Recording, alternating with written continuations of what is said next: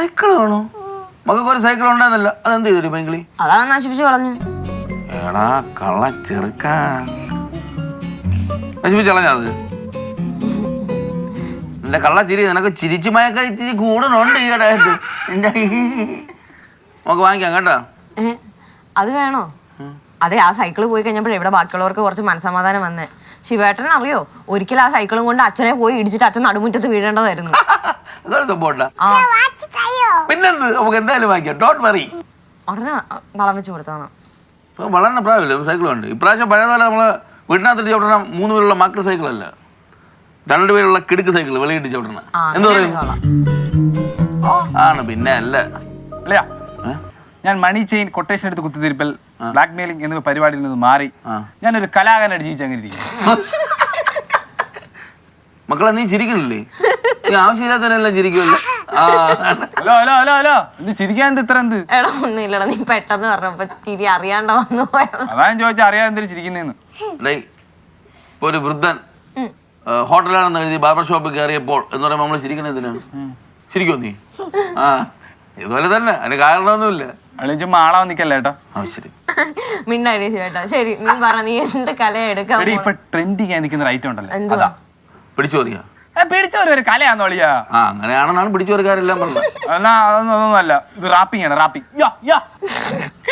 നേരെ ഒരു ഭാഷ പോലും അറിയാത്ത നീ എന്ത് റാപ്പാനാണോ? നീ ഒന്ന് പോടി. ഈ റാപ്പിങ്ങിന് കുറച്ച് സംസാര ശൈലിയും പിന്നെ കുറച്ച് ക്രിയേറ്റിവിറ്റി മതി. അതെനിക്ക് ആവശ്യത്തിൽ കൂടുതലുണ്ടല്ലോ. പിന്നെ പിന്നെയും ചിരിക്കുന്നത്. എന്നാ നിങ്ങളുടെ സബ്ജക്ട് പറ. 24 മണിക്കൂറിനാണ് ഞാൻ റാപ്പ് സോങ് ഉണ്ടാക്കി ഇവിടെ കൊണ്ടുവരും. സൈക്കിൾ സൈക്കിൾ എന്നൊക്കെ പറയുമ്പോ ഇപ്പൊ കണ്ണും പറഞ്ഞതുള്ളൂ സൈക്കിൾ വേണമെന്നല്ലേ. സൈക്കിളൊക്കെ വെച്ച് എങ്ങനെ റാപ്പ് ഉണ്ടാക്കാനാ? സൈക്കിൾ എങ്കിൽ സൈക്കിള് നോക്കിക്കോ. എന്റെ ക്രിയേറ്റിവിറ്റി നിങ്ങൾ ഇനി കാണാൻ കിടക്കുന്നേ ഉള്ളൂ. Wait and see.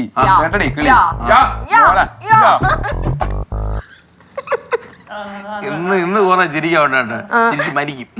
ലാസ്റ്റ് അവനെല്ലാം കൂടെ റാപ്പിൽ പോകരുന്നു.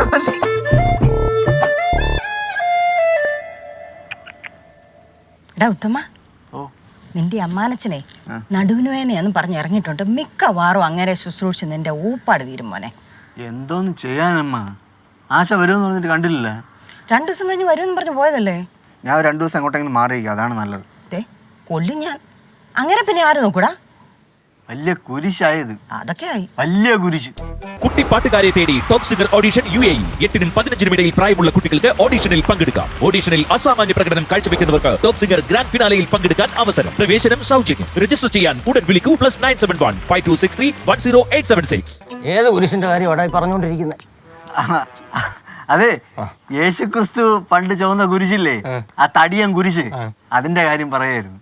അയ്യോ, യേശുക്രിസ്തുവിന്റെ കാര്യം പറഞ്ഞപ്പോഴാ എൻ്റെ ശരീരം മുഴുവൻ അങ്ങ് മുള്ളാണി തറച്ച പോലുള്ള വേദനയാടാ. നടുവേദന മാത്രമേ ഉള്ളൂ എന്നാണല്ലോ അമ്മ പറഞ്ഞത്. ലളിതൊന്ന് പറഞ്ഞായിരുന്നു. അത് പിന്നെ അതല്ല അതിന്റെ ഒരു ശരി. എന്തെങ്കിലും സംഭവിച്ചാൽ ഉത്തരവാദിത്തപ്പെട്ടവരോട് ഒന്ന് പറയണ്ടേ? അത് വേണം.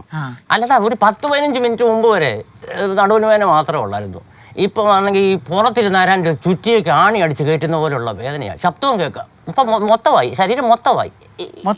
പിന്നെ എന്നാ പെട്ടെന്ന് ഒരു ടാക്സി വിളിച്ച് ആശുപത്രി പോകണം മാമ. വേണ്ട വേണ്ട, ആശുപത്രി പോകേണ്ട കാര്യമൊന്നുമില്ല. വെറുതെ എന്തിനാ പൈസ കളയുന്നത്? നീ ഒന്ന് ശരിക്ക് തിരുമ്മി തന്നാൽ മതി. ഒരു ശകലം ചെറിയ ചൂടുവെള്ളത്തിൽ ഒന്ന് മുക്കിയെടുത്താൽ മതി. ഒന്ന് കുളിപ്പിച്ചാൽ തീരാവുന്ന വിഷയമുള്ളത്. അയ്യോ, കുളിപ്പിക്കാനാ? കുളിക്കുന്ന ഞാൻ തന്നെ കുളിച്ചോളാം. നീ ഒന്ന് തിരുമ്മി തന്നാൽ മതി.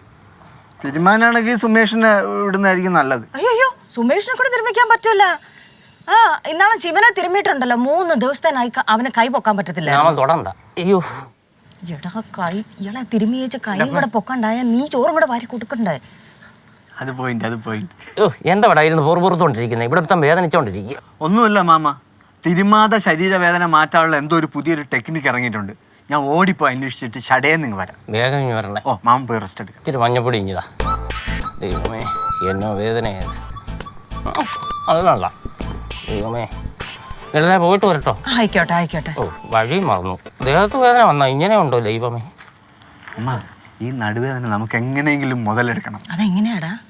ഈ നടുവേദനയുടെ പേരിൽ ഇങ്ങനെ 2-3 ദിവസത്തേക്ക് ഇവിടെ നിന്ന് മാറ്റാനുള്ള എന്തെങ്കിലും ഒരു ടെക്നിക്ക് പ്രയോഗിക്കണം.